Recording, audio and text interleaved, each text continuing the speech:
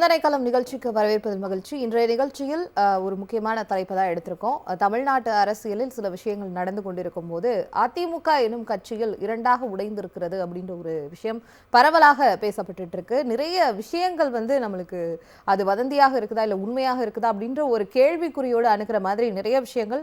இரண்டாக உடைந்த அதிமுக தொடர் தோல்விகளால் கட்சிக்குள் நீடிக்கும் குழப்பம் அப்படின்ற தலைப்புல தான் இன்னைக்கு நம்ம நிறைய விஷயங்களை கலந்துரையாட இருக்கும். நம்மிடையே கலந்துரையாடுவதற்காக அரங்கத்திற்கு வந்திருக்கிறார் திமுகவிலிருந்து வழக்கறிஞர் கண்ணதாசன் அவர்கள். வணக்கம் சார்.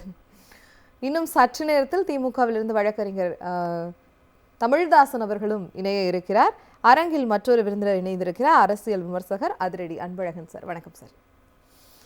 இப்போ முதல்ல நான் கண்ணதாசன் சார்கிட்டே ஸ்டார்ட் பண்ணலாம்னு நினைக்கிறேன் சார். இப்போ தமிழ்நாட்டு அரசியலில் சில விஷயங்கள் நிறைய மாறி இருக்கு. அதை நம்ம நிறைய விஷயங்கள் நம்ம பார்த்துட்டு இருக்கோம். ஆனால் அதிமுக அப்படின்ற ஒரு கட்சியில் மட்டும் தொடர்ந்து நம்ம எப்படி பார்க்குறோம்னா இரு அணி அப்படின்றத பார்த்துட்டே இருக்கும். இரண்டாக உடைந்தது அதிமுகன்றாங்க. உங்களுடைய முதல் பார்வை? திராவிட முன்னேற்ற கழகத்தில் முதலாக 1963 சம்பத் அவர்கள் விலகி ஒரு தமிழ் தேசிய கட்சி விட்டு ஆரம்பித்தார். அதன் பின்னர் 1973 எம்ஜிஆர் அவர்கள் பிரிந்து இந்த அஇஅதிமுக என்ற கட்சி ஆரம்பித்தார்கள். அதற்கு பின்னர் அந்த கட்சி பல்வேறு துண்டுகளாக பிரிந்து கூட திராவிட முன்னேற்ற கழகம் பெரிய அளவை எந்த ஒரு பாதிப்பு ஏற்பாடு காணவில்லை. உதாரணத்திற்கு சொல்ல வேண்டுமென்றால் 1976 ஆட்சி கலைக்கப்பட்ட பிறகு திராவிட முன்னேற்ற கழகம் மீண்டும் 1989 ஆண்டு தான் கிட்டத்தட்ட 13 ஆண்டுகள் கழித்து ஆட்சிக்கு வந்தது. அந்த 13 ஆண்டு காலம் இயக்கத்தை வளர்த்தவர் தலைவர் கலைஞர் அவர்கள். சிதறூட்டாமல் படிப்படியாக வளர்த்து உள்ளாட்சி தேர்தலாகட்டும் நாடாளுமன்ற தேர்தலாகட்டும் இப்படி வளர்த்து ஆட்சியை பிடித்தார்கள். அதன் பின்னர் ஆட்சி இழந்து மீண்டும் கிட்டத்தட்ட 1996 மீண்டும் இப்படி ஒரு ஆட்சி இழக்கும் பொழுதும் கடந்த 2011 ஆட்சி இழந்த பிறகு 10 ஆண்டுகள் ஆட்சி இல்லாமல் இருந்தோம். ஆனால் இப்பொழுது கூடிய தலைவர் தளபதி அவர்கள் மிகச்சிறந்த முறையிலே இயக்கத்தை வளர்த்து கொண்டு சென்றார். ஆனால் அதிமுக அப்படி இல்லை. இது என்னன்னு கேட்டிங்கன்னா ரெண்டு தான். இது கொள்கை அடிப்படையில் தமிழ்நாட்டு மக்களுக்கு ஒரு செயல்படக்கூடிய ஒரு இயக்கம். என்ன கொள்கை என்று கேட்டால் திராவிடம் அதே போல் தமிழ்நாட்டினுடைய எழுச்சி, தமிழ்நாட்டுடைய வளர்ச்சி, இதை அடிப்படையாக கொண்டது திராவிட முன்னேற்ற கழகம். ஆனால் அதிமுக எப்படின்னு கேட்டிங்கன்னா அவர்களுடைய வளர்ச்சி, தனிப்பட்ட நபர்களுடைய எழுச்சி, இப்படி தான் அது இருக்குது. உதாரணத்துக்கு 2017 கூவத்தூரில் என்ன கூத்துக்களை எடப்பாடி செய்து அந்த கட்சியை கைப்பற்றினாரோ இப்பொழுது அதே கூத்துக்களை இவங்க செய்கிறாங்க. புதுச்சேரி ரிசார்ட்டில் ஆமாம், அதே போல் இப்பயும் அந்த புதுச்சேரியில் தான் கொண்டு வச்சாங்க. நீங்கள் இந்த சிவி சண்முகன்னு ஒரு கேரக்டர் வரும், நல்லா நினச்சி பாருங்கள். ஜெயலலிதா அவர்கள் இருந்த பொழுது அவருடைய ரியாக்ஷன் பார்க்கணும். அதே போல் சசிகலா அவர்கள் தேர்ந்தெடுக்கப்பட்ட பொழுது அவர் என்ன நிலையில் அவரோட உடல் மொழி, முகமொழியெல்லாம் பார்த்தீங்கன்னா மிக தெளிவாக தெரியும் என்ன ஒரு இன்ஃப்ளூயன்ஸில் பேசினார் அப்படின்னு சொல்லிட்டு. எங்கள் சின்னம்மா, எங்கள் அம்மா அப்படின்லாம் பேசினார். சிறைக்கு சென்ற உடனே அப்படியே மாற்றி பல்ட்டி அடித்தார் எடப்பாடிக்கு. ஓபிஎஸ் மற்றவர்களாம் இழிவாக பேசினார், ஏன் சசிகலாவோட இழிவாக பேசினார். இன்றைக்கு அதே பாணியை இங்கே எடுத்திருக்கிறார், எடப்பாடி மீது எடுத்திருக்கிறார். அதுதான் அவருடைய பிறந்தநாள் இன்றைக்கின்னு நினைக்கிறேன். எடப்பாடி பிறந்தநாளைக்கு அவர் பிறந்தநாள் பரிசாக அவர் என்ன செய்தாரோ அதை அவர்களுக்கு பரிசாக கொடுத்திருக்கிறார். அதாவது தொடர்ந்து ஒரே பேட்டர்னை ஃபாலோ பண்ணிகிட்டே வராங்க. அணி அணியாக பிரிந்து அது எதுக்காக பிரிகிறாங்கன்னா, நீங்கள் அந்த இயக்கத்தை வளர்க்கணும் அப்படிலாம் அவங்க எனக்கு கிடையாது. தன்னை வளர்த்து கொள்வதற்கு என்ன செய்யணும். இப்போ 5 ஆண்டுகள் பதவி இல்லாமல் இருந்துட்டாங்க. இப்போ அடுத்த 5 ஆண்டு பதவியில் எதிர்கட்சியாக கூட இப்போ அவங்க இல்லை, 3வது இடத்துக்கு வந்துட்டாங்க. அப்போது தங்கள் வளப்படுத்தி கொள்ள வேண்டும் என்று சொன்னால் எதை ஒன்றை சார்ந்திருக்க வேண்டும். அதுக்காக தான் அழையா வீட்டுக்கு நுழையா விருந்தாளியாக இவங்க தாவேக்காவுக்கு ஆதரவுன்ற ஒரு செயல்பாட்டை இந்த பிரிந்து சென்றனே எடுக்கிறாங்க. என்ன கேட்டால் இங்கே போனால் ஏதாவது பதவி கிடைக்கும், வளப்படுத்திக்கலாம் அப்படின்ற ஒரு எண்ணத்தை அவங்க ஏற்படுத்தி அதன் செயல்பாடு தான் இப்படிப்பட்ட வார்த்தைகள், இப்படிப்பட்ட பேட்டிகள், ஒருவருக்கு மிக கேவலமாக பேசிக்கொள்வது. இன்னும் சொல்லப்போனால் அதிமுக ஐடிவிங்கிற தலைப்பில் இன்று வரக்கூடிய அந்த வாசகங்கள்லாம் பார்த்திங்கன்னா மிக மோசமாக எதிர்த்தரப்புன்னு திட்டுறாங்க. இவைகளெல்லாம் இதுக்கு இன்னொரு காரணத்தை சொல்கிறாங்க. இதுக்கு என்ன திமுக தான் காரணம், திமுகவோட கூட்டணி வைக்கிறது அப்படின்னு. இந்த மாதிரி எந்த ஒரு நிகழ்வும் நடக்கவே இல்லை. அதற்கு தான் நம்ம அமைப்பு செயலாளர் ஆர்.எஸ். அதான், பாரதி அவர்கள் அதுதான் ரொம்ப சொல்றேன். தெளிவாகவே சொல்லியிருந்தாரு. அதான் தெளிவாக அமைப்பு செயலாளர் மாதிரியாக கூட அண்ணன் ஆர்.எஸ். பாரதியார் இன்றைக்கி பேட்டியில் சொன்னாங்க. இதுக்கு முன்பாக அண்ணன் டி.கே.எஸ். இளங்கோன்னு ஒரு பேட்டியில் சொன்னாங்க. அந்த மாதிரிலாம் ஒன்றும் கிடையாது. இதுக்கு காரணமான எம்ஏ பேபி சிபிஎம் கட்சியை சேர்ந்தவர், அவர் தான் சொன்னதாக செய்தி வந்துட்டு இருந்துச்சு.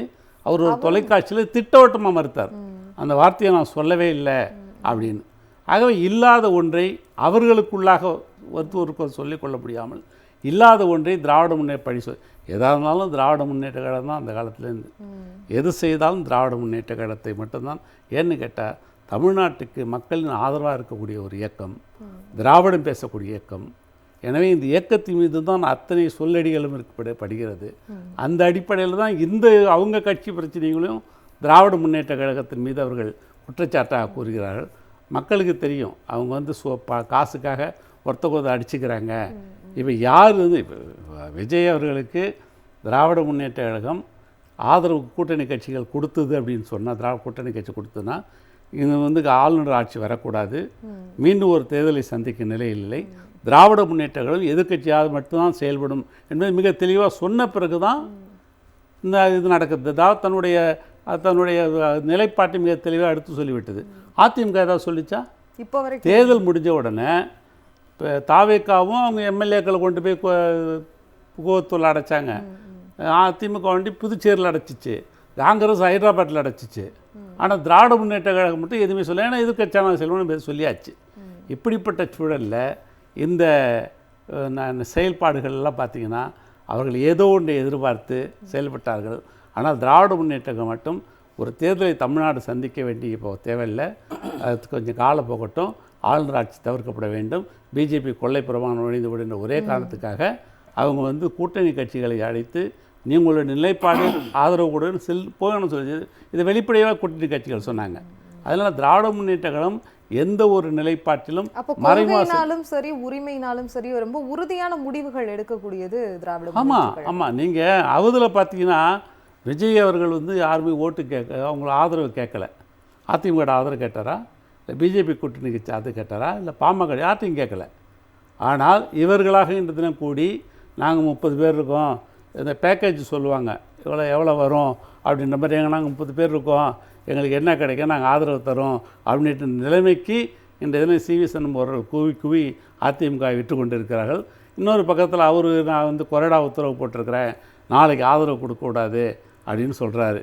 மக்களுக்கு இந்த ஒரு வாரமாக ஒரு என்டர்டெயின்மெண்ட்டாக போயிட்டு இருந்துச்சு தேர்தல் முடிவுகள்லாம், அதனுடைய தொடர்ச்சி இப்போ இவங்க என்டர்டெயின்மெண்ட் கொடுக்குறாங்க. தொடர்ந்து பேசலாம். இப்போ அதிரடி அன்பழகன் சார் கிட்ட கேட்கலாம். சார், இப்போ இந்த ஒரு வாரம் சாரும் சொல்லியிருக்காங்க ஒரு அரசியல் என்டர்டெயின்மெண்ட் மாதிரி மக்களுக்கு கொடுத்துருங்க. மக்களுக்கு ஒரு பெரிய குழப்பம், மக்களின் கேள்வியாக இருப்பது என்னன்னா, அண்ணா திராவிட முன்னேற்ற கழகம் இன்னொரு திராவிட கட்சி, ஆனால் இருந்தாலும் இன்னும் வந்து அவங்களுக்குள்ளேயே ஒரு ஒற்றுமை இல்லாமல் பிளவுகள், காரணம் வந்து ஒரு தனிநபர் சார்ந்து தனிநபரினுடைய நலன் சார்ந்து அவங்க இந்த மாதிரியான விஷயங்கள்லாம் எடுத்துட்டு இருக்காங்களா அப்படின்ற ஒரு கேள்வி. உங்களுடைய கேள்வி ஐயா வழக்கறிஞர்களும் கேட்ட கேள்வியும் அதை தொடர்ந்து நானும் பதில் சொல்ல விரும்புவது, அதிமுக இரண்டாக, உங்கள் கேள்வி அதிமுக இரண்டாக உடைந்திருக்கிறது, உடைந்து நடந்து கொண்டிருக்கிறது. இந்த கேள்வியில் எனக்கு ஒரு சிறு திருத்தம் தர விரும்புகிறேன். அதிமுக இரண்டாக உடையவில்லை, ஏற்கனவே 5ஆக உடைந்து விட்டது. அதாவது நீங்கள் வந்து ஒரு பாட்டை எடுத்து அந்த பாட்டை அனலைஸ் பண்ணுங்க. இப்போ கான்டெம்பரரியில மூல காரணத்தோடு போனால் அதிமுகங்கிற ஒரு கட்சி அஇஅதிமுகன்னு மாறின ஒரு கட்சி, அது 5ஆனது.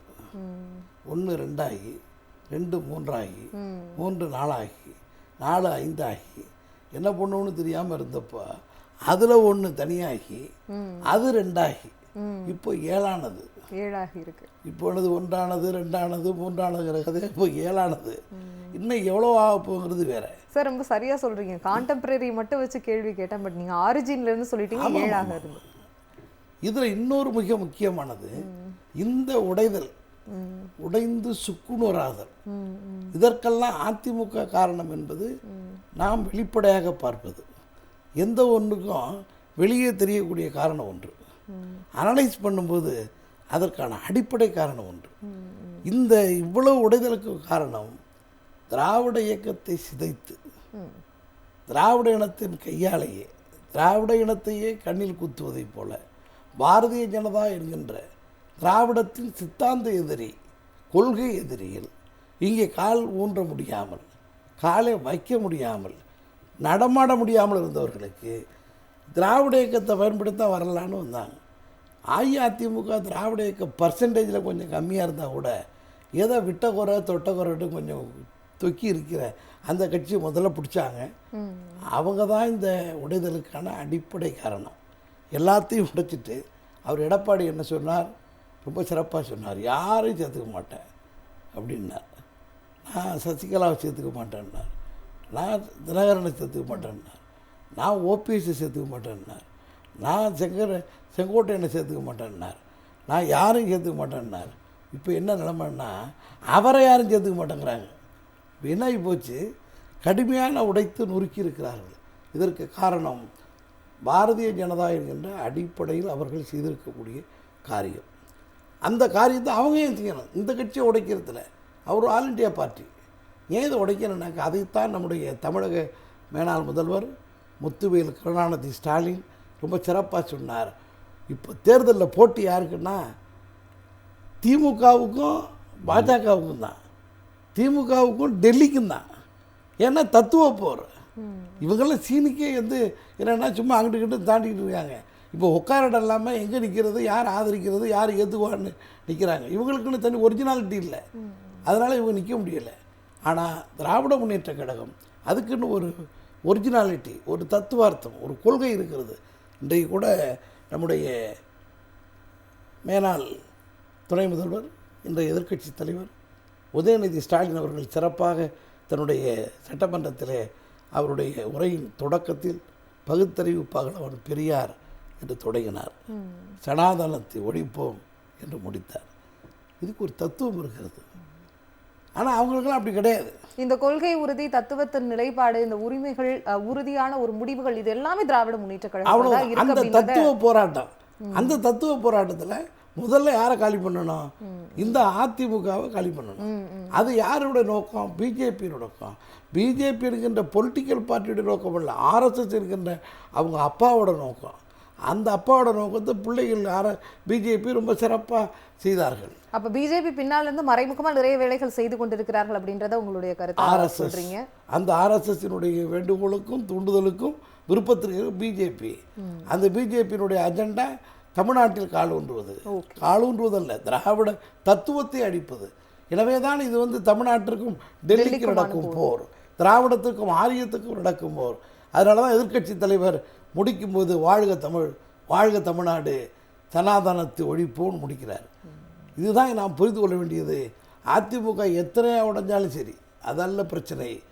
அதற்கு அடிப்படை ஆரியம், அதற்கு அடிப்படை ஆர்எஸ்எஸ், அந்த சித்தாந்த போர். அதுக்கு இன்னும் உடைச்சிக்கிட்டே தான் இருப்பாங்க. அவங்களுக்கு இப்போதைக்கு வேலை என்னென்னா இங்கே காலூன்ற வரைக்கும் உடைக்கிற வேலை தான். ஜூம் இணையம் வாயிலாக இணைந்திருக்கிறார் வழக்கறிஞர் தமிழ்தாசன் அவர்கள், திமுகவிலிருந்து. அவர்கிட்ட போயிடலாம்னு நினைக்கிறேன். சார், இப்போ 47 சீட் வாங்கி ஏடிஎம்கே 3வது இடத்துல இருக்காங்க அந்த சட்டமன்ற தேர்தல் முடிவுகளுக்கு அப்புறம். இப்போ என்னன்னா அணிகளாக பிரிந்திருக்கிறார்கள். இரு அணிகள் தனித்தனியாக போய் சபாநாயகர்கிட்ட கடிதம் கொடுத்துருக்காங்க. நாங்கள் இந்த சைடு சட்டமன்ற குழு தலைவர் இவர் தான், இந்த சைடில் இருக்கவங்க இல்லை இவர் தான் அப்படின்னு சொல்லியிருக்காங்க. கொறடாவினுடைய பேரையும் மாற்றிருக்காங்க. இப்போ இங்கே என்ன நடக்குது எக்ஸாக்டாக? ஆக்சுவலாக அங்கே என்ன நடக்குது? ஏன் இந்த ஒரு குழப்பம் நீடிக்குது அதிமுகவில்? அதிமுக பொறுத்தவரை இப்பொழுது இயங்குவது பிஜேபியினுடைய பின்னணியில் தான் இயங்குது. தனிப்பட்ட முறையிலே அந்த இயக்கம் தங்களுக்கென்று ஒரு கொள்கை லட்சியம் எதுவுமே கிடையாது. காரணம், தேர்தல் நடந்து கொண்டு இருக்கும் போது, அந்த முடிவுகள் வரும்போது என்னென்ன நடந்தது, அதற்கு முன்னர் என்ன நடந்த செயல்கள்லாம் நடந்தது என்பது நமக்கு எல்லாமே தெரியும். வேலுமணி மோகன் பகவத்தினுடைய ஆள். அவர் ஆர்எஸ்எஸ் இயக்கத்தை சேர்ந்த தொடர்புடைய தலைவரை அடிக்கடி சந்தித்து வந்தது. கோவையிலே மாநாட்டில் கலந்து கொண்டது. அதற்கு பிறகு செங்கோட்டையன் போன்றவர்கள் நேரே சென்று டெல்லியிலே சந்தித்தது. அமித்ஷாவை, மோடியை, அதை போல நிர்மலா சீதாராமனை இவர்கள்லாம் சந்தித்து வந்தார்.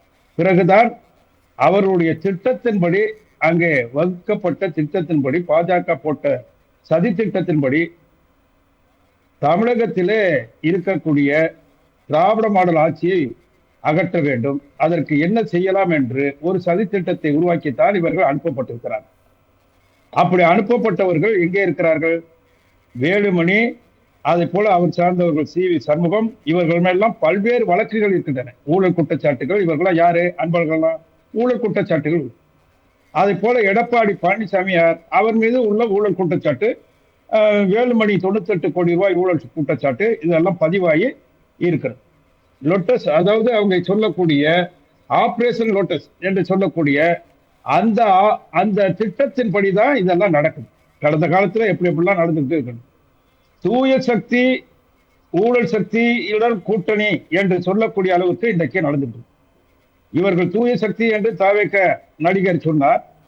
அவர் இப்ப ஆட்சியில இருந்துகிட்டு எடுத்த எடுப்பிலே திராவிட முன்னேற்ற கழகம் என்னென்ன திட்டங்கள் கொண்டு வந்ததோ அந்த திட்டங்களுக்கெல்லாம் ஊர் உழைப்பது, தமிழகத்திலே இருக்கக்கூடிய பல்வேறு திட்டங்கள் ஊர் உழைப்பது மட்டுமல்ல, எடுத்த எடுப்பிலேயே தமிழ் தாய் வாழ்த்துக்கு அவர்கள் 3ஆம் இடத்துக்கு தள்ளிவிட்டு முதலிடத்திலே இந்துத்துவ கொள்கை பற்றி முழுவதும் பாடக்கூடிய பாடலாக இருக்கக்கூடிய வந்தே மாதர் பாடலை திணித்தார்கள்.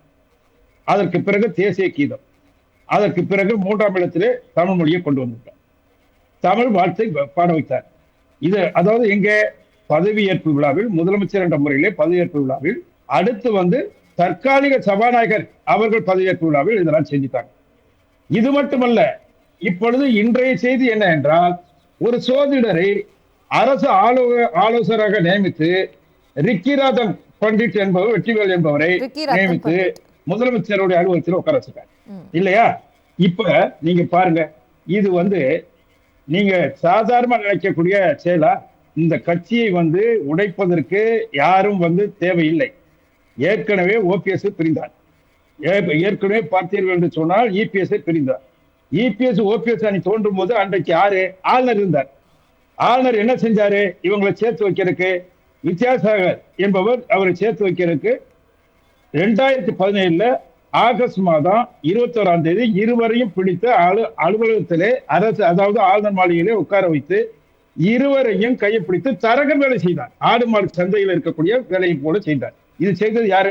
ஆளுநர். ஆளுநர் யாருடைய ஏற்பாட்டில் வந்தாரு? பாஜக ஏற்பாட்டில் வந்தாரு. இப்பொழுதும் இந்த தாவேக்காவை உருவாக்கியது யார்? பிஜேபி பின்னணியிலே உருவாக்கப்பட்டிருக்கு. அவர் உருவாக்கப்பட்டு இந்த கட்சி இங்க வந்தவுடன் எப்படி எப்படியெல்லாம் வேலையெல்லாம் செய்கிறது என்று சொல்வதற்கு, உள்ளே திணிக்கப்படுவதற்கு, இந்த ஆட்சியை நீட்டிக்க என்ன செய்யலாம் என்று ஆயாராம் காயாராம் வேலையை மிக தெளிவாகவே பாஜக இன்றைக்கு செய்து கொண்டிருக்கிறது. அதன் அடிப்படையில் தான் இந்த அதிமுக கட்சி உடைக்கப்பட்டு அவர்கள் வேலுமணி தலைமையில் 35 பேர் நாங்கள் தான் அணி தலைவர் என்று சொல்லி சட்டமன்றத்திற்கு எங்களுக்கு வாய்ப்பு கொடுக்க வேண்டும் என்று அவங்க சொல்வது, எடப்பாடி சொல்வது, எடப்பாடி ஏற்கனவே செய்த துரோகம், சசிகலாவுக்கு செய்த துரோகம், இப்போ அதே போல ஓபிஎஸ் செய்த துரோகம் இன்றைக்கு மிக நிலைநாட்டப்பட்டிருக்கிறது. ஆகவே இந்த பின்னணியில் இருப்பவர்கள் யார் என்று சொன்னால் பிஜேபி தான். ஏற்கனவே அதிமுகவை உடைத்தது. அங்கே பார்த்தீங்கன்னா திராவிட முன்னேற்ற கழகத்திலிருந்து பிரிவதற்கு காரணமாக காங்கிரஸ் கட்சி 1972 எம்ஜிஆரை வருமான வரியை காட்டினார்கள், பிரிக்கப்பட்டார். எம்ஜிஆர் இறந்த பிறகு விஎன் ஜானகி காலத்திலே 97 சட்டமன்ற உறுப்பினர்கள் இருந்தாலும் ராஜீவ்காந்தியினுடைய ஏற்பாட்டிலே அன்றைக்கு 32 எம்எல்ஏக்கள் வைத்திருந்த அந்த ஜெயலலிதா முதலமைச்சராக வேண்டும் என்று அன்றைக்கு உடைக்கப்பட்டு அந்த கட்சி சின்ன பின்னமாக ஆக்கப்பட்டது. பிறகு சிலர் கூடி அவர்களை கூடி ஒன்றாக்கினார்கள். 91 ஆட்சிக்கு வந்த பிறகு நாவலர் பிரிஞ்சிருந்தார், அதை போல எஸ்.வி. சோமசுந்தரம் பிரிஞ்சிருந்தார், காளிமுத்து பிரிஞ்சிருந்தார், பல்வேறு பண்ருட்டி ராமச்சந்திரன் பிரிஞ்சிருந்தார். கட்சி உடைக்கப்பட்டது. அந்த காங்கிரஸ் ஒன்றியத்தில் இருக்கக்கூடிய கட்சிகள் அனைத்தும் மாநில கட்சிகளை உடைப்பது, சிதறடிப்பது பல வரலாறுகள் இருக்கின்றன. ஆகவே இப்பொழுது நடைபெற்றுக் கொண்டிருக்கிற அத்தனையும் பிஜேபியினுடைய அதாவது கண்சாலையில் தான். தூய சக்தி என்று சொன்ன அந்த நடிகர் விஜய் இன்றைக்கு ஊழல் சக்தியுடன் கைகோத்திருக்கிறார். வீடு தேடி ஒவ்வொருவராக போய் பார்க்கிறார். தூய சக்தி தான் அப்படின்னு தன்னை சொல்லி கொண்ட முதல்வர் விஜய் அவர்கள் ஊழல் சக்தியாக இருக்கக்கூடிய அதிமுகவோட தான் கைகோர்க்க இருக்காங்க அப்படின்னு உங்களுடைய கருத்தை முன் வச்சிங்க. இப்போ எப்படி இருக்குன்னா அதிமுக, நான் இப்போது கண்ணதாசன் ஐயா கிட்ட கேட்குறேன். அதிமுக ஒரு பக்கம் C V Shanmugam, SP Velumani, இன்னொரு பக்கம் எடப்பாடி பழனிசாமி அவர்களுடைய ஆதரவாளர் ஓஎஸ் மணியன், இவர்கள் 2 பேருக்கும் கிடைக்கக்கூடிய ஒரு விஷயம் நடந்துட்டு இருக்கு. நாளைக்கு நம்பிக்கை வாக்கெடுப்பு நடக்க இருக்கு. நம்பிக்கை வாக்கெடுப்பு டிவிகே அப்படின்ற ஒரு கட்சிக்கும் அதன் தலைவராக இருக்கக்கூடிய முதல்வராக இருக்கக்கூடிய விஜய்க்கும் நடத்தப்படக்கூடிய ஒரு விஷயம். ஆனா இதில் அதிமுக தற்போது நடத்தக்கூடிய விஷயங்கள் எந்த மாதிரியான ஒரு பாதிப்பை ஏற்படுத்தும்? இல்லை, இப்போ சார் நம்ம அன்பழகன் சார் பேசுனதாகட்டும் அல்லது தமிழ்தாசன் சார் பேசுனதாகட்டும் 2 விஷயம் அதில் சொன்னாங்க. ஒன்று, ஒரு கொள்கை போர் அப்படின்னு ஒன்று சொன்னீங்க. அது மட்டும் தொட்டுட்டு நீ கேட்ட கேள்விக்கு நான் பதில் சொல்கிறேன். இந்த தினம் மாண்புமிகு எதிர்க்கட்சி தலைவருடைய உரையை நீங்கள் பார்த்துருப்பீங்க. மிக தெளிவான நீரோடை போன்ற ஒரு உரை. அது மட்டுமல்லாமல் சனாதனத்தை நாங்கள் வேறறுப்போம் என்று சொன்னது. அவர் துணை முதல்வராக இருந்தபோது அது சொல்கிறாரு, எதிர்க்கட்சி தலைவராக இருக்கும்போது இதை சொல்கிறார். உடனே வானதி சீனிவாசன் போன்றவர்களெல்லாம் இவங்களாம் தெரிந்தவே இல்லை, கட்சி தோற்று கூட இதை பேசுகிறீங்களான்னு. சனாதனத்தை பேசியதால் தான் ஆட்சி இழந்தோம் என்றால் சனாதனத்தை தூக்கி பிடித்த நீங்களே ஏன் தோற்று போனீங்க? இந்த கேள்வி மக்கள் கேட்டாங்கன்னா என்ன ஆகும்? ஆகவே இவர்களெல்லாம் பிஜேபி தமிழ்தாஸ் மிக தெளிவாக சொன்னார். ஒன்றியத்தில் இருக்கக்கூடிய ஆளக்கூடிய அரசுகள் எல்லாம் மாநிலத்தில் இருக்கக்கூடிய கட்சிகளை, தங்களுக்கு பிடிக்காத கட்சிகளை எப்படியெல்லாம் உடைத்தெறியும் என்பதற்கு எடுத்துக்காட்டு 1967ஆம் ஆண்டு ஆட்சிக்கு வந்த திராவிட முன்னேற்ற கழகம் 1971ஆம் ஆண்டு மிக பெரும்பான்மை பெற்று ஆட்சி நடந்தபோது எம்ஜிஆரை தேடி கண்டுபிடித்து இயக்கத்தை உடைத்தார்கள். திரும்ப அதே எம்ஜிஆர் ஆரம்பித்த கட்சி இன்று எப்படி பல்வேறு துண்டுகளாக உடைந்து நாளைய தினம் நம்பிக்கை வாக்கெடுப்பு கோருவதில் அவர்கள் என்ன பண்ண பார்க்குறோம். இப்படி நீங்கள் கேட்டீங்க. இவர் ஒரு விப் ஒன்று சொல்கிறார், OS மணின்னு ஒன்று சொல்கிறார், நாளைக்கு வாக்கு போடணும்னு சொல்லிட்டு. அவர் அவர் வந்து யாருடைய இது ஆதரவை கேட்டார்? கேட்கவே இல்லை. அவருக்கு ஏற்கனவே திராவிட முன்னேற்ற கூட்டணி கட்சிகளை மட்டும்தான் வீடு தேடி ஆதரவு கேட்டார். திராவிட முன்னேற்ற கழகம் ஒரு ஜனநாயக முறைப்படி அதை தடுக்காமல் நீங்கள்லாம் முடிவெடுத்து நீங்கள் போங்க அப்படின்னு சொல்லிச்சு. ஒரே ஒரு கட்சி தான் துரோகம் செய்த கட்சி, காங்கிரஸ் கட்சி. அதுக்கு வழக்கம் அது முதல் குத்தி விட்டு சென்றது. அது மோடி சொன்னதுனால தான் எங்களுக்கு தெரியாது கிடையாது, ஏற்கனவே தெரியும். அந்த இயக்கத்தை, அந்த காங்கிரஸ் கட்சியால் எத்தனையோ பேர் பாதிக்கப்பட்டவர்கள், நானும் ஒருவன். அந்த வகையில் காங்கிரஸ் கட்சி என்பது ஆமாம், காங்கிரஸ் மட்டும் கூட்டணியில் போயிட்டாங்க, மற்றவங்கள வெளியிலிருந்து ஆதரவு தராங்க. ஏன்னா அவங்க சொல்ல போயிட்டாங்க. அதாவது அந்த 5 பேருடைய வெற்றிக்கும் காரணம் திராவிட முன்னேற்ற கழகம். அந்த தலைவரை பார்த்து ஒரு நன்றி சொல்லிவிட்டு நாங்கள் போக போகிறோன்னு சொன்னால் தலைவர் ஒன்றும் சொல்ல போகிறதில்ல. உங்களுடைய முடிவு போகன்னு தான் சொல்ல போகிறேன். எப்படி மற்ற கூட்டணி கட்சிகள் அவங்க முடிவெடுத்து கேட்டு அவங்க ஒப்புதல்னு சொல்ல முடிய மாட்டேன். அவர்கள் தகவலை சொல்லிட்டு போய் அந்த ஆதரவு கொடுத்தாங்க, வெளியிலிருந்து ஆதரவுன்னு. ஆனால் இவங்க வந்து பதவி ஆசைக்காக, அந்த பதவி ஆசைக்காக தான் அதிமுக இன்றைய தினம் 2ஆக சிதறுண்டு கிடக்கின்றது. இவர்கள் கேட்கக்கூடிய அந்த ஆதரவு என்பது அவர் கேட்காத ஒன்று. இதில் வெப்புன்னு சொல்லும் பொழுது அப்போ நமது பொதுச் செயலாளர் நம்ம அதிமுக பொதுச் செயலாளர் இருக்கக்கூடிய எடப்பாடி அவர்கள் தான் நியமிக்கணும். அவர் நியமித்தக்கூடிய விப்பு தான் சொல்கிறார், நாளைக்கு வந்து எதிர்த்து ஓட்டு போடுங்கன்னு. இது எதிர்த்து ஓட்டு போடாமல் ஆதரித்து ஓட்டு போடாமல் அவர்கள் வந்து பதவி நீக்க கோருகிற முடிவை எடுக்க விடும். ஆனால் அது சபாநாயகர் தான் எடுக்கணும். இன்றைய தினம் சபாநாயகர் 2 பேரும் போய் பார்க்குறாங்க. ஆக ஒரு கட்சி புதிதாக ஆட்சிக்கு வந்த கட்சி அதுக்கு வந்து எப்படியெல்லாம் அரசியல் சூதாட்டத்தை விளையாட வேண்டும் என்று சொல்லிக்க கொடுக்கக்கூடிய ஒரு கட்சியாக இன்றைய தினம் அதிமுக ஆகிவிட்டது. அதற்கு சூத்திரதாரி வடக்கில் இருந்து தான் வந்திருக்க வேண்டும். நிச்சயமாக அதிமுக என்ற கட்சி அழியப் போகிறது என்று அந்த நாடாளுமன்ற தேர்தலே திராவிட முன்னேற்ற தலைவர் எச்சரித்தார். டீலிமிட்டேஷன் ஆகட்டும், தமிழ்நாட்டுக்கு நிதி கொடுக்க தவறுதாகட்டும், இதிலெல்லாம் இந்த அதிகதாக தனியாக போராட்டம் நடத்துச்சா? எடப்பாடி அவர்களை ஏன் நீங்கள் அந்த நிதியை வாங்கி கொடுக்கல? போய் என்டிஏட்ட போராடி, என்டிஏ கூட்டம் தானே இருந்தீங்க, பிஜேபிகிட்ட போராடி தமிழ்நாட்டு கல்வி நிதி கொடுங்க அப்படின்னு கேட்டிருக்கலாம்ல. இந்திய திணித்தால்தான் நிதி கொடுப்பேன், இந்தி படித்தால் நிதி கொடுப்பேன்னு ஒரு அரசு சொல்லுது. எதிர்த்து உங்களால் பேச முடிஞ்சுதா? டீலிமிட்டேஷன் வந்தப்போ தமிழ்நாடே போர்க்குளம் கொண்டது. திராவிட முன்னேற்றத்தால் முதலமைச்சராக இருந்தால் கூட அந்த மசோதாவை தீயிட்டு கொளுத்தினார். அந்த தேர்தல் பிரச்சாரம் நடக்கக்கூடிய தீயிட்டு கொளுத்தினார். ஆனால் அந்த மறுவரையறை இவர் வந்து தூக்கி பிடித்தார் எடப்பாடி பழனிசாமி. அப்போல்லாம் இந்த சிவி சண்முகம் இவங்கெல்லாம் என்ன செஞ்சுட்டு இருந்தாங்க? நீங்கள் தமிழ்நாட்டுக்கு துரோகம் செய்கிறீங்க, இதை எதிர்த்து நாங்கள் வந்து பிரிகிறோம். அது மாதிரி பிரிவினை கிடையாது. இந்த பிரிவினை என்பது ஆட்சி அதிகாரம் இல்லை, அதை சுவைக்க வேண்டும், அதை சுவைப்பதற்காக என்ன வேண்டுமானாலும் செய்யலாம் என்ற எண்ணத்தில் இந்த கட்சிகள், இந்த அதிமுக இருக்கின்றது. நாளைய தினம் நம்பிக்கை வாக்கெடுப்பில் இவங்க இந்த கட்சி தாவல் தடை சட்டம் பயன்படுத்தப்படுமா என்பதெல்லாம் நாளைக்கு நிச்சயம் தெரியும். திரு அதிரடி அன்பழகன் அவர்கள்கிட்ட கேட்கலான்னு இருக்கேன். 2 திராவிட கட்சிகள் மாறி மாறி ஆள்கிறார்கள், மாற்றம் வேணும்னு ஒருத்தர் வருகிறார், அவர் முதல்வரும் ஆகிவிட்டார். இப்போ வந்து என்னன்னா, திராவிட கட்சிகள் மாறி மாறி ஆளுதுன்ற போது திமுக கூட்டணியில் இருந்தவர்கள் வெளியிலிருந்த ஆதரவும் கூட்டணியில் இணைந்தும் தான் அவருக்கு ஒரு ஆட்சி இப்போ அமைந்திருக்கு. இங்கிட்டு அதிமுக எம்எல்ஏக்கள் எல்லாரும் இங்கிருந்து நாங்கள் போகிறோம், ரெடியாக இருக்கோம்னு சொல்கிறாங்க.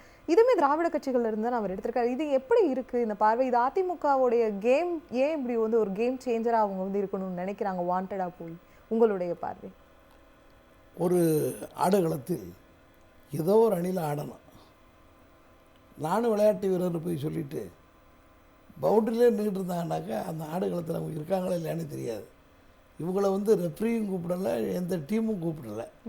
இவங்களா போய் நான் அங்கிட்டு போகிறதா இங்கிட்டு போகிறதான்னு சொல்லி ஒரு ஓரத்தில் நிற்போன்னு நிற்கிறாங்க. ஆனால் அவங்க வந்து கூப்பிடவும் இல்லை இவங்களை. இவங்களுடைய நிலை இன்றைக்கு ஏதோ ஒரு கருத்தை மையமாக வைத்து அரசியல் களம் செய்திருக்க வேண்டும். ஒன்று பிஜேபி மாநில உரிமையை பறிக்கிறது, கவர்னரை வைத்து இரட்டை ஆட்சி முறையை செய்கிறது, திராவிடத்துக்கு எதிராக பார்க்கிறது. அப்போதெல்லாம் குரல் கொடுக்கல. மாநில உரிமையை மறுப்பதற்கு என்னென்ன சட்டம் இருக்கோ எல்லாத்துக்கும் படித்து பார்க்காம கையெழுத்து போட்ட கதையை, ஏன்னு கேட்காம கைது போன கதையை முடிச்சிட்டாங்க. இப்போ கடைசி நேரத்தில் எல்லாத்தையும் செய்து விட்டு வந்து ஏதோ ஒரு வகையாக வந்து சொல்கிறது இது ஏற்றுக்கொள்ளக்கூடியதும் அல்ல. இவங்க திராவிட கட்சி என்பதை எதில் காட்டணும்னா தன்னுடைய உரிமை பொருளை காட்டணும். கவர்னர் அதில் வந்து நிகழ்ச்சி அவர் மாளிகையில் நடைபெறுது, வந்தே மாதரம் பாடல் பாடப்படுது, அதற்கடுத்து ஜனகன மனகதி, 3ஆவதாக தமிழ் மொழி வாழ்த்து, தமிழ்த்தாய் வாழ்த்து பாடப்படுது. அவருக்கு விருப்பமாக இருக்கலாம், அவருக்கு சட்ட உரிமை இருக்கலாம், அவருக்கு ஆப்ஷன் இருக்கலாம். உச்சநீதிமன்றம் கூட அதை வந்து அதுக்கு வந்து ஒன்றும் பதில் சொல்லாமல் விடலாம். அது அவங்களுடைய விருப்பம். ஆனால் கொள்கை அடிப்படையில் கருத்து சொல்ல வேண்டாமா, எதிர்க்க வேண்டாமா, மறுக்க வேண்டாமா? இதில் திமுக அதிமுக காங்கிரஸ் கம்யூனிஸ்ட் என்பதல்ல. ஒரு உரிமை தமிழ்நாட்டினுடைய சட்டமன்ற வரலாறு, தமிழ்நாட்டினுடைய வரலாறு. தமிழ்நாட்டில் தமிழ் 3வது இடமா, 3வது தள்ளப்பட வேண்டுமா? வந்தே மாதரத்துக்கும் தமிழ்நாட்டுக்கு என்ன செய்யணும்? அந்த பாட்டுக்கும் எந்த மொழியில் எழுதப்பட்டிருக்கிறது, என்ன பொருளில் எழுதப்பட்டிருக்கிறது?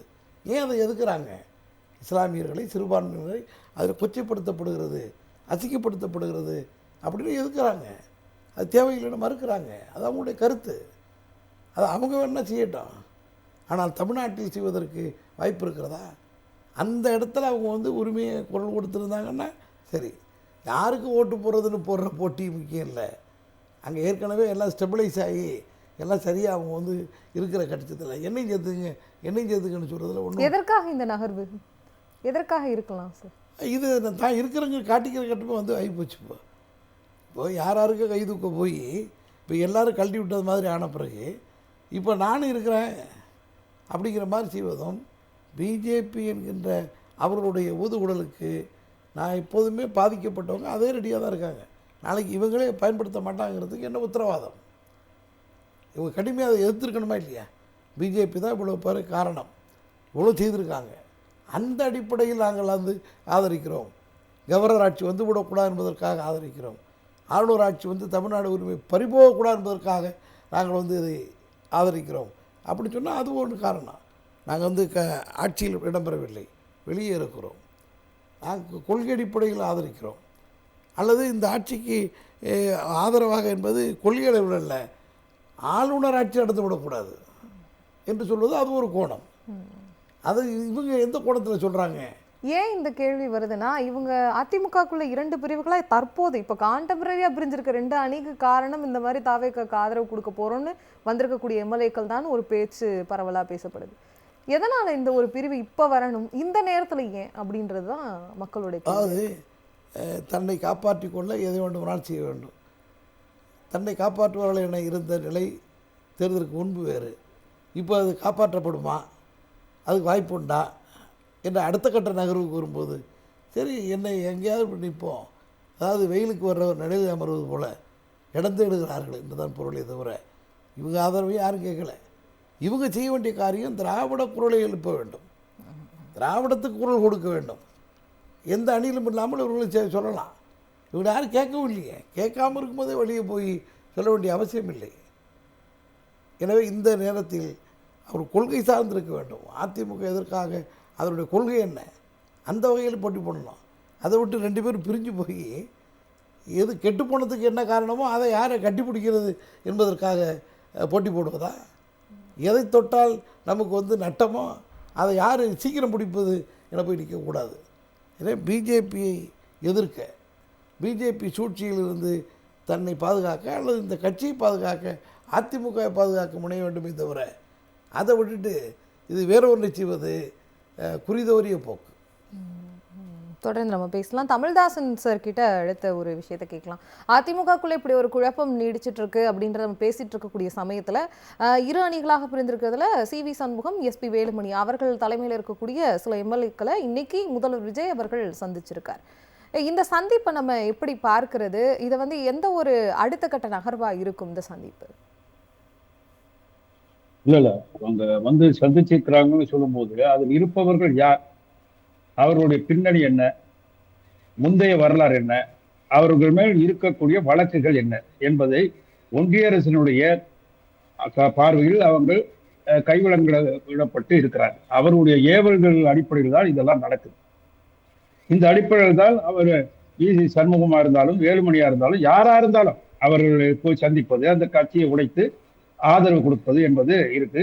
நாளைக்கு 2/3 மெஜாரிட்டி என்ற அடிப்படையிலே அது அரசியலமைப்பு சட்டத்தின் 10வது அட்டவணையின்படி அது என்ன நடக்குங்கிறது இருக்கு. அதே நேரத்தில் இதை வந்து இன்னைக்கு நடக்கிறது இல்லை. இந்தியாவிலே பார்த்தீர்கள் என்று சொன்னால் திராவிட முன்னேற்ற கழகம் 1952 அன்றைக்கு அண்ணா அவர்கள் கட்சி 49 தொடங்கின பிறகு நேரடியாகவே நாம் வந்து தேர்தல் நிக்கல. 57 தான் நம்ம நின்னோம். ஆனா 52 நம்ம கிட்ட கேட்டாங்க, ஆதரவு கேட்டாங்க. அப்போது ஆதரவு கேட்டு அந்த கட்சிகள் அன்றைக்கு பார்த்தீர்கள் என்று சொன்னால் நம்ம வந்து 2க்கு உழைப்பாளர் கட்சிக்கு ஆதரவு கொடுத்தோம். அதை போல பார்த்தா இன்னொரு கட்சிக்கு கான்வெல்ட் நினைக்கிறேன், காமன்வெல்த் அந்த கட்சிக்கு ஆதரவு கொடுத்தோம். அந்த ஆதரவு பெற்று அன்றைக்கு அதாவது காங்கிரஸ் பெரும்பான்மை பெற முடியல. அதனால நம்ம ஆதரவு கொடுத்த இவர்கள் அன்றைக்கு வந்துட்டாங்க. 42 எம்எல்ஏக்கள் வந்தாங்க, 9 எம்பிக்கள் என்று நினைக்கிறேன் அவர்கள் வந்து விட்டார். திமுகவுடைய ஆதரவாளர் வெற்றி பெற்றவர். ஏனென்றால் அண்ணாவிடம் உங்களுடைய லட்சியத்தை கொள்கைகளை நாங்கள் நிறைவேற்றும் என்று வாக்குறுதி கொடுத்தார். வாக்குறுதி கொடுத்த அடிப்படையில வெற்றி பெற்றார்.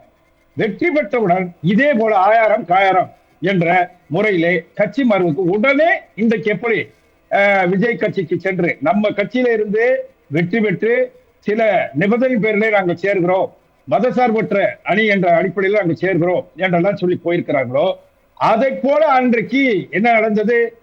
உடனே காமராஜர் அன்றைக்கு காங்கிரசினுடைய தலைவர் அவரே வேலை செய்தார். வேலை செய்து நம்மால் உருவாக்கப்பட்ட வெற்றி பெறப்பட்ட எம்எல்ஏக்களை தூக்கினார், எம்பிக்களை தூக்கினார். தூக்கி ராஜாஜியை முதலமைச்சர் ஆக்கினார். இந்த வரலாறு அன்றைக்கு இருக்கிறது. இது மட்டுமல்ல, இப்பொழுது பிஜேபி என்ன செஞ்சிருக்கு தொடர்ந்து உங்களுக்கு தெரியும். அப்படி மராட்டியத்தில் என்ன நடந்துச்சு? 2022 நடைபெற்ற ஏக்நாத் சிங் என்பவரை சிவசேனா கட்சியிலிருந்து தூக்குறாங்க. தூக்கி 22 எம்எல்ஏக்களை பிரிச்சு மகா விகாஸ் அகாடி என்ற உத்தவ் தாக்கரேவுடைய அரசை கவிழ்ந்தார்கள். அதை போல மற்றொரு கட்சியாக இருந்த அந்த மற்றொரு கட்சி தேசிய காங்கிரஸ் அதை பிளவுபடுத்தினார்கள். அதில் இருந்து கொண்டு வந்த அஜித் பவாரை துணை முதலமைச்சர், இவர் ஒரு அதாவது இன்னொரு மற்றொரு அவர் பாஜக கட்சியை சேர்ந்த ஒரு துணை முதலமைச்சர். இது மராட்டியத்துல. மத்திய பிரதேசத்தில் கமல்நாத் அரசாங்கத்தை கவுத்தாங்க, அங்கிருந்து சிந்தியாவை தூக்குறாங்க, 22 எம்எல்ஏக்களை கொண்டு வந்தாங்க. இது மட்டுமல்ல, மற்றொரு சொல்றேன், பீகார்ல நிதிஷ்குமார் அரசாங்கம் ஐக்கிய ஜனதா தளத்தை பிளந்தாங்க. பிளந்து அதே போல மற்றொரு கட்சி இருக்கக்கூடிய லல்லு பிரசாத் கட்சியை உடைச்சாங்க. அது உடைச்சி கொண்டு வந்து அவங்க ஆதரவு என்ற பேராலே அன்றைக்கு ஒண்ணாக்குறாங்க. பிஜேபி பின்னணியில் இருந்து அவங்க கூட்டணி அமைச்சாங்க. மேற்கு வங்கத்தில் என்ன நடந்துச்சு? இது இன்னைக்கு முதலமைச்சர் சுவேந்து, இந்த சுவேந்து அதிகாரியை தூக்குனாங்க. அவர் மேல வழக்கு, பல வழக்கு, இன்னும் பல பேர் இருக்காங்க. ஆக திரிணாமுல் காங்கிரஸில் இருந்து மம்தா பானர்ஜியில் இருந்து வலுவான ஒருவரை தூக்கி அவர் பின்னணியில் இருந்தவரை கொண்டு போனாங்க. இன்றைக்கு என்ன அவர்கள் 207 இடங்கள் பிடித்தோம் என்று பாஜக சொல்லிக்கொண்டு ஊழல் செய்து கட்சியை உடைத்து இன்னைக்கு கொண்டு வந்து இன்னைக்கு அவர் முதலமைச்சர். யாரு? திரிணாமுல் காங்கிரஸில் இருந்து கொண்டு வந்தவர் முதலமைச்சர். இது மட்டுமா? ஒன்று நான் சொல்றேன். பஞ்சாப்ல என்ன பண்ணாங்க? கெஜ்ரிவால் அவங்க கட்சி 7 பேர் எம்பியை தூக்கி இருக்காங்க. 40 எம்எல்ஏக்களை வந்து பேசினா சொல்றாங்க. அடுத்து ஹரியானாவில் என்ன பண்ணாங்க, சுயேட்சை எல்லாத்தையும் தூக்குனாங்க. ஜேஜேபி அவங்க ஆதரவுடன் ஆட்சி அமைக்கணும்னு சொல்லிட்டு பிஜேபி செஞ்சுச்சு. இன்னொன்னு டெல்லியில என்ன பண்ணாரு, இதே அரவிந்த் கெஜ்ரிவால் மீது வழக்கு, அவருடைய சம்பந்தப்பட்ட அனைவரும் 2-3 பேர் வழக்கு சிறைக்கு அனுப்பினார்கள். சிபிஐ இன்றைக்கு குற்றச்சாட்டு செய்தது பதிவு சொல்ல தப்புனாங்க. மொத்தம் 100 கோடி ரூபாய் பேரம் பேசினாங்க. இன்றைக்கு சொல்லப்பட்டு மிகப்பெரிய தவறு நடந்திருக்குன்னு சொன்னாங்க. தெலுங்கானால என்ன பண்ணாங்க, சந்திரசேகரம் அவர் இவனுடைய கட்சியை பேரம் பேசி ஒவ்வொருவருக்கும் 200 கோடி கொடுக்கிறேன்னு சொல்லி பேரம் பேசி பாஜக பின்னணியில் 40 எம்எல்ஏக்களை கொண்டு வர்றோம்னு சொல்லிட்டு பேசினாங்க. இவ்வளவு நடத்தது யார்? இவ்வளவு செய்தது யார்? பிஜேபி தான். ஆக பிஜேபி பீகார்ல, மேற்கு வங்கத்துல, தெலுங்கானாவில, டெல்லியில, இன்னும் சொல்ல போனால் ஆந்திராவில அது நம்ம இன்னைக்கு இருக்காரு அவர் சந்திரபாபு நாயுடு, அவருடைய கட்சியினுடைய எம்எல்ஏக்களை தூக்குறாங்க, அவருடைய எம்பிக்களை தூக்குறாங்க, எல்லாத்தையும் கட்சியில சேர்த்தாங்க. சலவை இயந்திரமாக மாறினாங்க. வாஷிங் மிஷின் என்று சொல்லக்கூடிய அளவுக்கு நடந்து கொண்டாங்க. இடியை பயன்படுத்தினார்கள் அமலாக்கத்துறை, அதை போல சிபிஐ பயன்படுத்தினார்கள், வருமான வரித்துறையை பயன்படுத்தினார்கள், இன்றைக்கு தேர்தல் ஆணையத்தையே பயன்படுத்துறாங்க. இந்த அளவுக்கு பின்னணியில் இருந்து கொண்டு இவ்வளவு வேலையும் சித்து விளையாட்டுகள் விளையாடுவது யார் என்றால் இதே பிஜேபி தான். கர்நாடகத்திலே அன்றைக்கு உடைத்தது, எடியூரப்பா வந்தபோது ஆதரவு காட்டுவதற்கு எல்லாம் காங்கிரஸ் உடைத்தது. அது மட்டுமல்ல, அங்க இருக்கக்கூடிய தேவே கவுடா அவருடைய மகன் குமாரசாமி உட்காருவதற்கு ஏற்பாடு செய்தது. பல்வேறு சித்து விளையாட்டுகள் செய்தது அன்று முதல் இன்று வரை தொடர்கிறது. இது வேண்டுமென்றே திட்டமிட்டு செய்யப்பட்ட, அதிமுக உடைக்கப்பட்ட செய்திகளுக்கெல்லாம் பின்னணியில் இருப்பது பாரதிய ஜனதா கட்சி தான், அமித்ஷா தான், அவனுடைய மேலே இருக்கக்கூடிய மோடி தான் என்பது எந்த விதமான வேறுபாடு இல்லை, மாறுபாடு இல்லை. உள்ளே பெரியார் அடிக்கடி சொல்வார், பூனைக்குட்டி வெளியே வந்துவிட்டது என்று சொல்வார். இன்றைக்கு பார்த்தால் அதே ஊழல் கட்சி என்று சொன்ன நடிகர், நாங்கள் தூய சக்தி என்று சொன்னவர், அவர் ஊழல் சக்தியினுடன் சேர்ந்து கொண்டு இன்றைக்கு இவ்வளவு வேலையின் சட்டசபையில் பெரும்பான்மை நிறைவேற்றோம் என்று சொல்லி நாளைக்கு அவர்களை சேர்த்துக்கொண்டு அவர் வீடுக்கே சென்றிருக்கிறார். சி.வி. சண்முகம் பல்வேறு ஊழல் குற்றச்சாட்டுக்கு உள்ளாக்கப்பட்டவர். அவர் வீட்டிற்கே சென்று இன்றைக்கு ஆதரவு கேட்டு நாளை தினம் சட்டமன்றத்தில் நிரூபிக்கப்பட்டவுடன் அவருடைய அமைச்சர்கள் யார் யாருக்கு அமைச்சர் பொறுப்பு என்று கொடுக்கப்படும். இந்த விளையாட்டு தொடரும். பாருங்கள், தமிழ்நாட்டினுடைய உரிமை பறிக்கப்படும், மாநில சுயாட்சி கொள்கை போகும், மொழி உரிமை பாதுகாக்கப்படாது, அதை போல இன உரிமை பாதுகாக்கப்படாது, பொருளாதாரம் சீரழியும், திட்டங்கள் கொண்டு வந்த திட்டங்கள் அனைவரும் கிடப்பில் போடப்படும், நிதி கேட்க முடியாது என்ற கொள்கை இன்றைக்கு ஆரம்பித்து விட்டது. அது தொடரும் என்பதை நீங்கள் சற்று பொறுத்திருந்து பாருங்கள். ஒருவேளை நாளை நம்பிக்கை வாக்கெடுப்பு நடக்குது, அதில் அதிமுகவில் இருக்கக்கூடிய எம்எல்ஏக்கள் அந்த சைடில் போய் நம்பிக்கை வாக்கெடுப்பில் மாற்றி அவங்க ஓட்டு போடுறாங்க, அதாவது ஆதரவாக கொடுக்காதீங்கன்னு எடப்பாடி பழனிசாமி எச்சரிக்கை விடுத்திருந்தாலும் ஒரு சிலர் போய் அப்படி அவங்க ஓட் பண்ணுறாங்கன்னா என்ன நடக்கும்? ஒருவேளை இவர்களுக்கெல்லாம் அமைச்சர் பதவி கொடுத்துட்டா? ஏன்னா இப்பொழுது கிடைக்க தகவல் படி எடப்பாடி பழனிசாமி அவர்கள் புதுச்சேரியில் இருந்த பொழுது 47 உறுப்பினர்களிடமும் அவர் சேர்த்து கையொப்பம் பெற்று அந்த சட்டமன்ற குழு தலைவராக தேர்ந்தெடுக்கப்பட்டதாக தகவல் சொல்கிறாங்க. அதன் அடிப்படையில் அவர் நியமிக்கக்கூடிய கொறடா, அந்த கொறடா சொல்லக்கூடிய உத்தரவு பண்ணிட்டு தான் செல்லும். அப்படி செல்லும் பொழுது கட்சி தாவல் தடை சட்டத்துப்படி 2/3 ஸ்பிளிட் இருக்கணும். 3/2 பங்கு பேர் கடந்துட்டாங்கன்னா அப்போ 32 பேர் இருக்கணும் 47 பேரில். அந்த 32 பேரும் தனியாக பிரிந்து வாக்களித்தாங்கன்னா கட்சி தாவல் தடை சட்டம் பொருந்தாது. ஆனால் இவங்க சொல்கிற 30 பேர் பொறுத்தானா கட்சி தாவல் தடை சட்டத்தினால் ஒரு பதவியை இழந்து போவாங்க இந்த வாக்களித்தவர்கள். இந்த கொறடா உத்தரவு ஸ்ட்ரென்த் இருந்தால் கட்சி தாவல் தடை சட்டம் பொருந்தாது. அந்த 32 பேர்னா அது பெர்மிசபிள் ஆகிடுது. அது அந்த பிரிவுன்றது பிளவுன்றது சட்டத்தில் ஏற்றுக்கொள்ளத்தக்க பிளவாகிடுது. ஆனால் அந்த குறைவாக இருந்துச்சுன்னா அந்த கட்சி தாவல் 10th ஷெட்யூலில் கூடிய அந்த கட்சி தாவல் ஆன்டி டிஃபெக்ஷனில் அட்ராக்ட் ஆகிடும். அது அட்ராக்ட் ஆகும்பொழுது இவர்களுக்கு பதவி போயிடும். இதை தீர்மானிக்கக்கூடியவர் சபாநாயகர் தான். அதனால் சபாநாயகர் நாளைக்கு என்ன முடிவெடுக்க போகிறான்றதை பொறுத்து தான் அதிமுக எதிர்காலம் இருக்குது.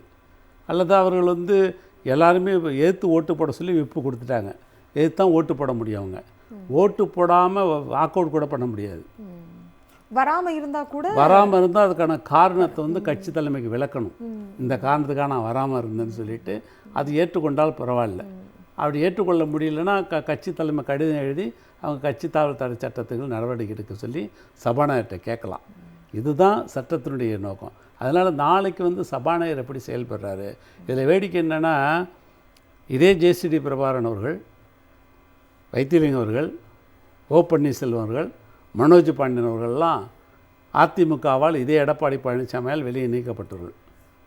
இந்த 4 பேருமே நாளைக்கு அவையில் இருக்காங்க. இதில் ஜேசிடி பிரபாகர் வந்து அவைத்தலைவராக இருக்கிறார். அதனால் அவரால் பாதிக்கப்பட்டவர் இவர். அதனால் என்ன நடவடிக்கை எடுப்பார் என்பது நாளை இதில் தெரியும். அது சட்டத்தின் பார்ப்பட்டதா அல்லது அரசியல் சூதாட்டத்தின் பார்ப்பட்டதான்றது நாளை தெரியும். நாளை பார்க்கலாம் அப்படின்றது சொல்கிறீங்க. சார், உங்ககிட்ட கேட்கணும்னா, இப்போ இந்த அதிமுகவில் இருக்கக்கூடிய முன்னாள் அமைச்சர்கள்லாம் இருக்காங்களா, அவங்க மேலே ஒவ்வொரு ஆள் மேலேயும் ஒவ்வொரு ஊழல் குற்றச்சாட்டு. அதை நம்ம கண்ணதாசன் ஐயா அவர்கள், இது தமிழ்தாசன் ஐயா அவர்களும் சொல்லியிருந்தாங்க நிறைய தடவை. இந்த ஊழல் குற்றச்சாட்டுகள் இருக்கிறவங்க இந்த மாதிரியான ஒரு முடிவு எடுக்கும்போது தாவேக தலைவர் தூய சக்தி முதல்வராக இருக்கிறார், தூய சக்தி தான் வேணும்னு சொல்கிறாரு. இந்த சக்திகளை எல்லாம் எப்படி நாளைக்கு ஏற்றுக்கொள்வாரா ஒருவேளை அவர்களெல்லாம் ஓட்டு போடும்போது அவர் கட்சிக்கு? அவர் தூய சக்தின்னு எதை சொன்னாருங்கிறது இப்போ வெளியாயிடும்.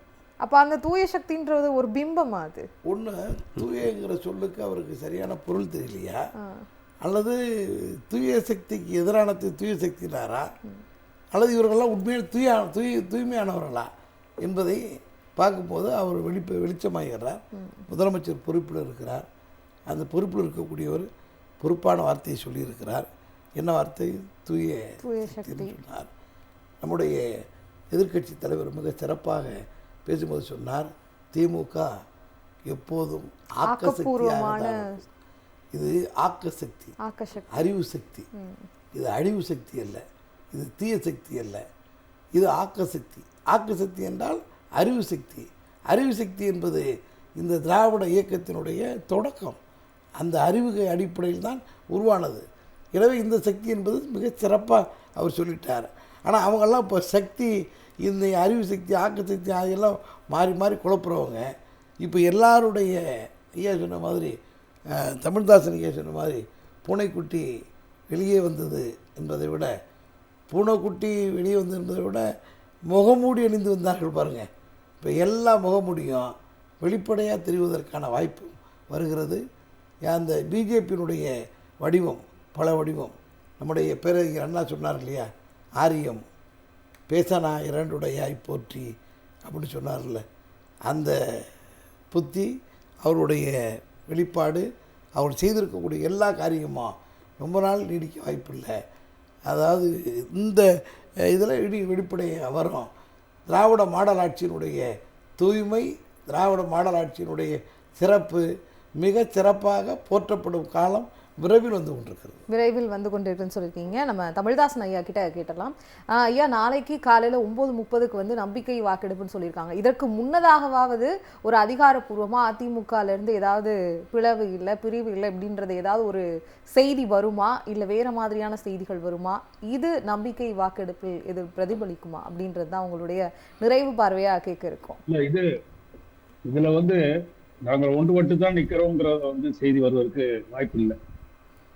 காரணம், அப்படி இருக்குன்னு சொன்னாக்க ஒன்றுபட்டு எடப்பாடி பழனிசாமி போய் இவர் பார்த்துருக்கணும், நடிகர் போய் பார்த்துருக்கணும், ஜோசப் விஜய் அவர்கள் அதை போய் பார்த்தாரா என்பது நமக்கு தெரியாது. அதே நேரத்தில் பார்த்த நபர் வந்து யார் என்பது CV சண்முகத்தை போய் பார்த்திருக்கணும். அது இந்த கட்சி வந்து அதிமுகவை உடைத்து அது தனக்கு ஆதரவு தர வேண்டும் என்ற அடிப்படையிலே அவர் கொடுத்திருக்கிற கடிதத்தின் எண்ணிக்கையின் அடிப்படையிலே அவர் வந்து போய் பார்த்திருக்கலாம். ஆக அவங்க போய் பார்த்து நாளைக்கு நடக்கக்கூடிய ஃப்ளோர் டெஸ்ட் என்று சொல்லக்கூடிய சட்டமன்றத்தில் வருகை தந்திருக்கிற சட்டமன்ற உறுப்பினர்களின் எண்ணிக்கையின் அடிப்படையில் தான், வாக்களிப்பின் அடிப்படையில் தான் அது கணக்கில் எடுத்துக்கொள்ளப்படும். இரண்டாவது, நண்பர் அன்பழகன் பேசினார். நமது வழக்கறிஞர் கண்ணதாசன் அவர்களும் ஒரு சில கருத்துக்களை நல்லாவே பதிவு பண்ணாங்க. ஆக அவங்க 2/3 மெஜாரிட்டி, 3/2 பங்கு உறுப்பினர்கள் மாறி ஒரு கட்சியிலிருந்து இடம்பெயர்ந்து அவர்கள் வந்து வாக்களித்தால் அது செல்லுபடி ஆகும் என்ற அரசியலமைப்பு சட்டம் சொல்லுகிறது என்றாலும், எந்தெந்த கோணத்திலே அதை ஆராயப்பட வேண்டும் என்பதை அன்றைக்கு அவைத்தலைவர் எடுக்கிற முடிவு ஒன்று இருக்கிறது. முடிவை, அதாவது அரசியலமைப்பு சட்டத்திற்கு எதிராக அவர் செயல்படுகிறார் என்று சொன்னால் நாம வழக்கு மன்றத்திற்கு போகலாம். ஆனா அதே நேரத்தில் எடுத்திருக்கிற முடிவு அன்றைக்கு என்ன இருக்கிறது, அந்த அரசாங்கத்தை காப்பாற்ற என்ன முடிவு எடுக்க போகிறார் நாளைக்கு என்பதை அவர் செய்கிற அந்த நியாயம் நீதி என்ற அடிப்படையில் தான் நம்ம பார்க்க முடியும். ஆகவேதான் இது மிக தெளிவாக நமக்கு தெரியும். அவர்கள் ஒன்று சேர்வதற்கு வாய்ப்பில்லை. உடைத்து அவர்கள் வெளியேறுகிறார்கள். சட்டமன்றத்துக்கு வந்தபோதே அவர்கள் சட்டமன்ற உறுப்பினர் பதவியேற்புக்கு கலந்து கொள்ளாமல் சிவி சண்முகம் சண்டை போட்டு விட்டு வெளியேறிவிட்டார் என்ற செய்தியெல்லாம் ஊடகத்தில் வந்தன. இப்பொழுது அப்படித்தான் இருக்கிறாங்க. வேலுமணியும் அவர் தனது கோணத்திலே இருக்கிறார் என்று சொன்னால் அவராக முடிவெடுக்கவில்லை. அவருக்கு மேலிடத்திலிருந்து அழுத்தம் மிக சிறப்பாக இருக்கிறது. அவர் மோகன் பகவத்தினுடைய ஆள், RSS ஆள் என்று மிக தெளிவாகவே அன்றைக்கு ஊடகம் எழுதியிருக்கின்றன. அவர் கோவையில் நடைபெற்ற கூட்டத்திலும் கலந்து கொண்டிருக்கிறார். அந்த மோகன் பகவத்துக்கு பெரிய மாலை மரியாதை செய்து ஒரு அண்ணாவின் தம்பி இவர் மிக தெளிவாகவே போய் சென்று பெரியாருக்கு சேவை செய்வது போல காட்டிக்கொண்டார். அங்க போய் அவர் எப்படியெல்லாம் நடந்து கொண்டார் என்பது நமக்கு தெரியும். ஆகவே அதிமுக என்பது மதுரையில் நடைபெற்ற மாநாட்டிலே கலந்து கொண்டு பெரியாரை ஒளிபரப்புவதை நிறுத்தினார்கள். அண்ணா சொல்கிற கருத்தை நிறுத்தினார்கள். அந்த படத்தை ஒளிபரப்புவதை நிறுத்தினார்கள். நிறுத்தியது மட்டுமில்லாமல் அவர்களுக்கு எதிராக இவர்கள் கருத்தை திணித்து ஒளிபரப்பப்பட்ட படத்தை பார்த்து அந்த மாநாட்டிலே கலந்து கொண்டு கைத்தட்டியவர் தான் அதிமுகவில் இருக்கக்கூடியவர்கள். ஆகவே அவர்கள் அதிமுக வேறு, பாஜக வேறு என்பதே அல்ல. அவருடைய பின்னணியில் வேறு இந்த பேரிலே அவர்கள் செயல்படுகிறார்கள் என்பதுதான் உண்மை. நாளை தினம் அவர்கள் ஒன்று சேர்வ மாட்டார்கள். எப்படி ஓபிஎஸ் பிரிந்திருந்தாரோ, எப்படி இபிஎஸ் பிரிந்து வேலை செய்தாரோ அதை போல இருக்கும். இது டிஸ்குவாலிபிகேஷன் என்று சொல்லக்கூடிய கருத்துகள் தான் நாளைக்கு உருவாகும் என்பதை நாம் பொறுத்திருந்து பார்க்கலாம். இது உறுதியாக நடக்கும் என்பதுதான். ஒன்று கூட மாட்டார்கள், உறுதியாக நடக்கும். காரணம், மேலே இருந்து ஏவக்கூடியவர் அவர் மோடியும் அமித்ஷாவும் தான்.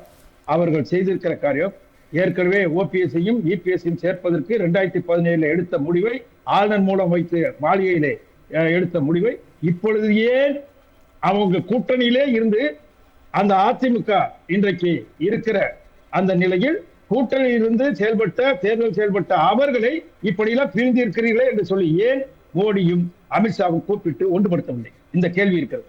அப்ப அவங்க எதை வேணுமாலும் செய்யலாம் சொல்லிட்டு அவருடைய ஆள் தான் இந்த நடிகர், பிஜேபியுடைய ஆள் தான் இந்த நடிகர்.